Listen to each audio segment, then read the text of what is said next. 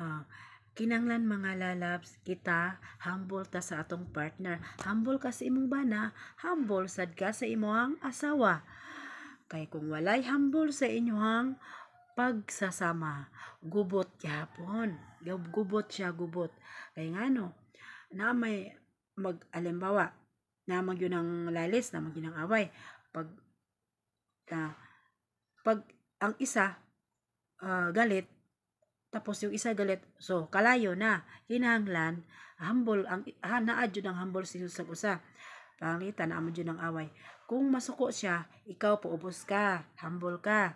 Kung masuko ko, di ang bana humble sad pagpaubos siya. Kinahanglan na ana i-apply nato sa atong kaugalingon ang humble. Pero naa mo gyud ta ang atong kasuko. Pero kinahanglan ta nga i-apply nato sa atong kaugalingon nga humble ta. Kitay mo adjust ta sa atong kaugalingon atong kasing-kasing, dili ta palabi sa atong kasuko ka no, kasuko ta, hala grabe atong kasuko ana, dili maayo. Kay once nga makakuan ta sa atong istorya, makapagawas ta nga masakit, dili na mawala sa atong kasing-kasing. Kay ngano, ang pag kuan pasakit og istorya, grabe na sakit kay na sa ato ang kasing-kasing, dili na mawala. Pero kinahanglan kita na mapoy mo adjust, mao na magigsunan. Kinahanglan i-apply nato sa atong kagalingon nga humble ta sa uban or sa atong partner, sa atong bana, mao na magigsunan. So ang asa naman ta, ikalima.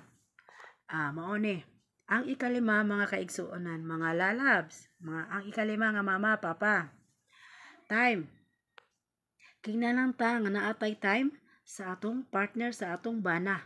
Kay ang time, number one. Ang time ay dili kay number one. Importante sad na sa atong partner o sa atong bana. Kay ang time, banding na siya. Magbanding mo. Banding mag-talking. Mag-uusap pa mo sa kwarto kayong mag-asawa. Or manuroy mo, mag-date mo, mag-hotel mo, unsa mo. Kinahanglan nga naamoy time sa sag-usa.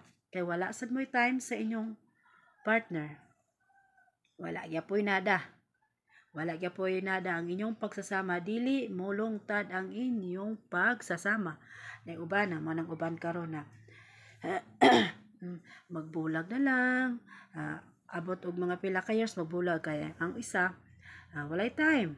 Walay time sa ang usag-usa tuwa na nanay time sa uban. Mo na mga kaigsunan, mga lalabs, nga kinahanglan sa atuang kinabuhi anaa ang 5 nga tips. Unsa toy una? Kay namdo mo?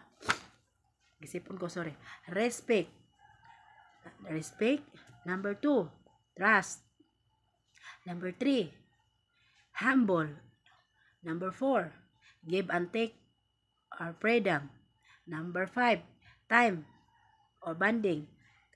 Kinahanglan i-apply na nato sa atong kinabuhi, sa atong kami nyon, sa atong para mo long relationship, para mo long term, para mo long, bisan pag mag-LDR mo sa inyong partner, sa inyong bana, kinahanglan anaa jud ng 5 tips nga magdugay ang inyong kaminyoon. So mao na mga kaigsunan, ako 25 years na kami, mag 26 na mi hapit. So dili, oo mao na 26 sa dami. Mao na mga kaigsunan, anaa jud na sa akong kinabuhi nga gi-apply nako ng mga tips nga 5 para mo lungtad ang inyong kaminyoon og happy uban ang Ginoo ug sa imong mga anak. God bless everyone.